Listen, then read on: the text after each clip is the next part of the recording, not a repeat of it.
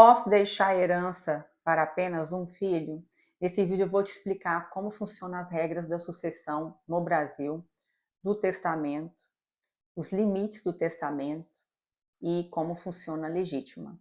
Eu já atuo há mais de 20 anos com direito sucessório, tenho um mestrado na área, livro na área e sou professora também de direito sucessório e que eu vou te explicar resumidamente, de forma bem simples para você entender.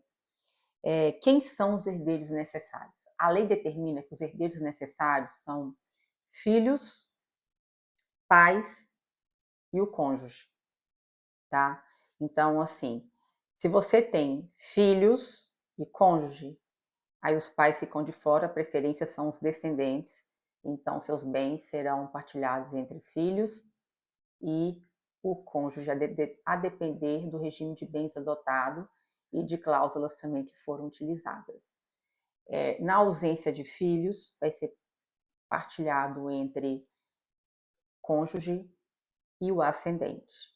E se não tiver pais nem filhos, vai ficar totalmente para o cônjuge.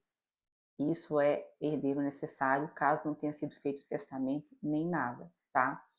Então, herdeiro necessário são descendentes, cônjuges e ascendentes.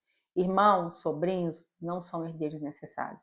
Então, se a pessoa só deixou herdeiros que não sejam um desses três que eu falei aqui, essa categoria, irmãos e sobrinhos, como não são necessários, eles podem ficar de fora da herança, caso seja feito um testamento. E aí, nesse caso, poderá ser feito um testamento testando 100% dos bens para quem quiser, inclusive alguém que não seja parente. Mas, em caso de ter esses herdeiros necessários, aí não poderá testar 100% dos bens, porque a nossa lei manda respeitar a legítima. O que é a legítima? Legítima são 50% dos bens que estão reservados para esses herdeiros necessários de forma obrigatória. Tá? Esse grupo, esses três que eu acabei de falar. Então, sendo assim, tendo o herdeiro necessário, a pessoa só pode testar 50% dos bens e pode testar para quem ela quiser. Se a pessoa quiser testar 50% desses bens para apenas um dos filhos, ela pode. Se ela quiser testar 50% desses bens para um amigo, ela pode. Para o companheiro, para o cônjuge, ela pode. Para o pai ou para a mãe, pode. Enfim, 50% a pessoa faz o que ela quiser, como quiser, e ninguém tem o direito de contestar, de reclamar e de abrir processo nenhum na justiça depois por causa disso, tá? Porque a nossa lei manda respeitar apenas 50% da legítima. Então, cada um tem o direito de fazer o que quiser com os outros 50%, enquanto testador podendo testar. E aí, o que pode ser decidido por testamento é deixar até 50% dos bens dividido da forma como o testador bem entender, no percentual que ele quiser e para quem ele quiser. Os limites legais aí enquadra, né, na regra da lei, que tem que ser respeitada. Caso ultrapasse esse 50%, aí sim um herdeiro necessário poderá ir para o judiciário, abrir um processo para questionar e pedir que seja anulado aquele testamento, porque não respeitou a legítima de 50%. Se tiver testado 60%, 10% ultrapassou, não foi respeitado, tem que ser anulado.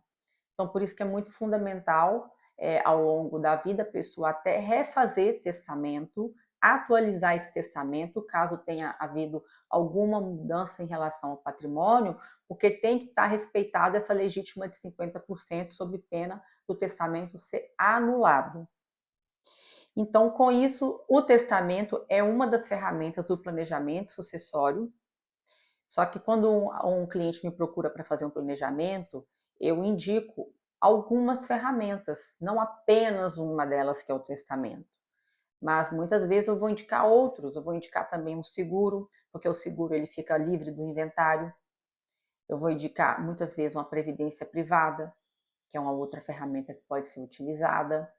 E aí, quando quem pensa no testamento, ela não impede que faça uma holding também, porque nada impede que uma pessoa tenha holding familiar e tenha também um testamento, porque ele quis deixar um ato de última vontade, que é isso que o testamento representa.